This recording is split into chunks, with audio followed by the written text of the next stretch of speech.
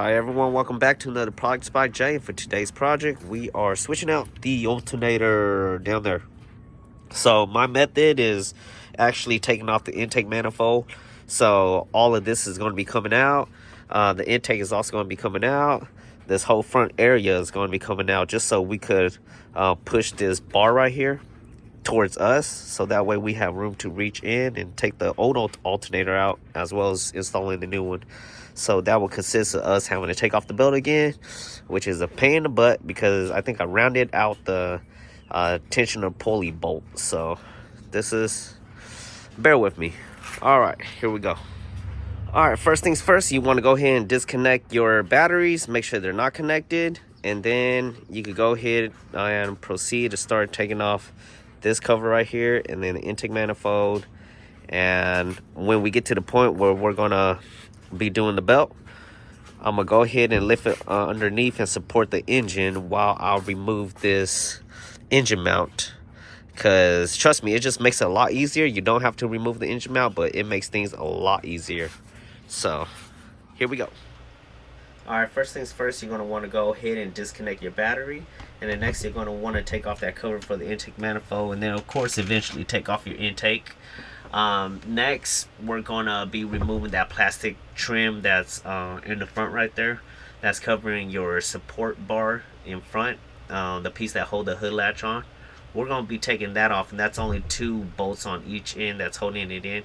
We're not taking it off, we're more like just undoing it, so that way we could just move that front bar towards us and allow us to get a little bit more room where the intake manifold is. And also when it comes time to remove the alternator, you'll have that little bit of extra room so you can take out the alternator.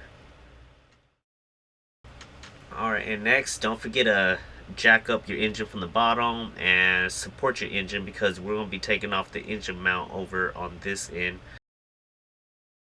I was able to get the belt loosened, and it should, as you see, the belt's loosened, it should come right off. Next step is to we're just going to take it off the power steering pulley here, and then we're going to unbolt the power steering and just kind of just move it out of the way.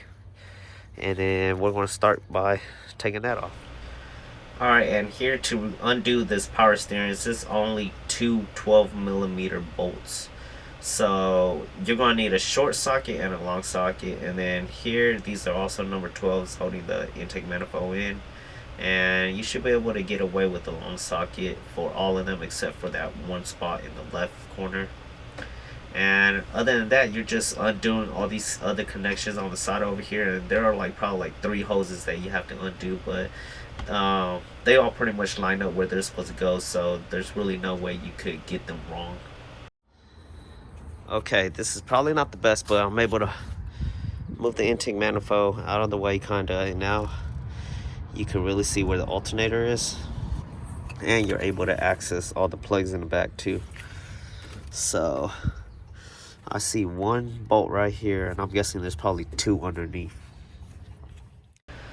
So for this, I actually had to remove that coolant reservoir tank because the bolt coming out, the top bolt that was coming out, it was just too long that I needed that extra room. So take out the coolant tank reservoir, and then you should be able to get the top out. And then underneath there are just 2 12mm bolts that are holding it in, and you could get a long socket. You should be able to reach it with a long socket or a deep socket. And then yeah, just take that out, and then you'll be replacing in the new alternator. And basically everything from this point forward is just reverse installing everything and making sure everything is tight and fitted and pretty much exactly where they're supposed to go.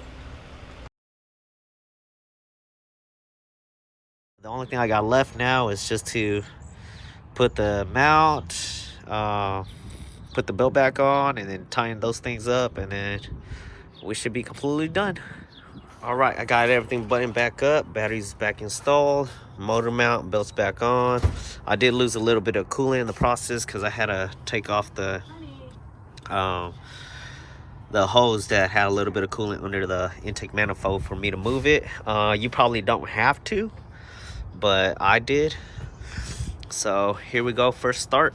Let's see. All right, here we go.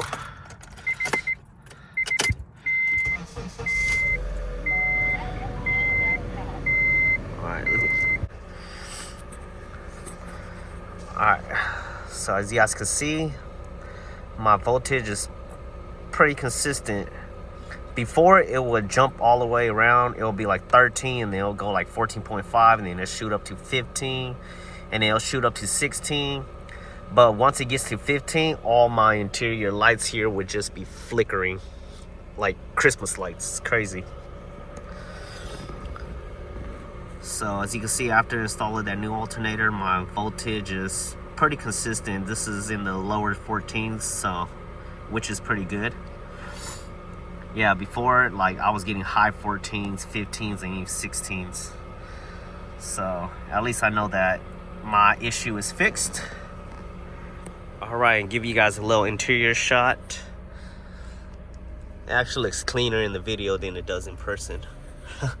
I guess the black just pops out a little bit more, but yeah, with that being said, the job is done. So I just want to thank you guys for watching. Don't forget to like, comment, subscribe, and until the next project, you guys, take care.